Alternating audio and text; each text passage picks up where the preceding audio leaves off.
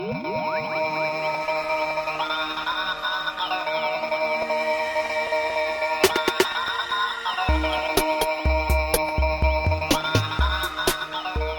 devinette pour commencer.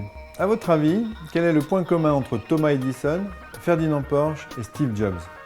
La réponse, c'est que ces trois visionnaires utilisaient tous les trois les principes fondamentaux du design comme processus de réflexion. Ils pensaient design, ils vivaient design, ils respiraient design. Ils étaient les précurseurs de ce qu'on appelle aujourd'hui le design thinking. Mais le design thinking, c'est quoi au juste?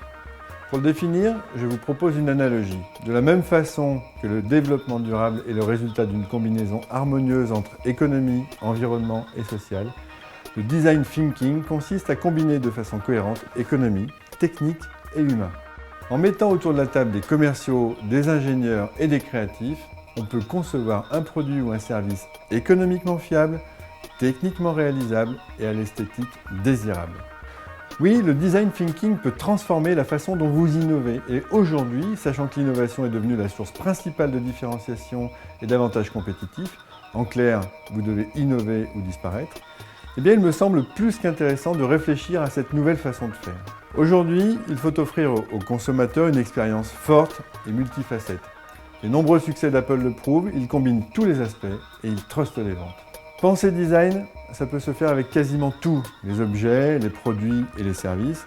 Et dans le domaine du marketing et de la communication, les mêmes idées s'appliquent, bien entendu. Pour un site web aussi, il faut arriver à concilier le désirable du point de vue humain avec ce qui est technologiquement réalisable et économiquement pertinent. Il faut faire du web design thinking. D'un point de vue pratique, voici quelques conseils pour utiliser la méthode. Schématiser les idées. Vous n'avez pas besoin de savoir dessiner, j'en vois certains qui sont soulagés, mais l'objectif est tout de même de capturer visuellement les pensées du groupe de travail, qui, je le rappelle, sera constitué de profils les plus variés possibles. Ensuite, placez l'usager au centre. Il faut construire une histoire autour de lui pour vous concentrer sur les différentes expériences que peuvent avoir les gens avec votre produit. Puis, définissez les contraintes comme une partie de la solution. Il faut sortir de la pensée rationnelle induite par une succession d'idées ou de causes et laisser place à l'intuition et la créativité pour résoudre les problèmes. Enfin, devenez votre propre concurrent. Ne vous contentez jamais de votre produit.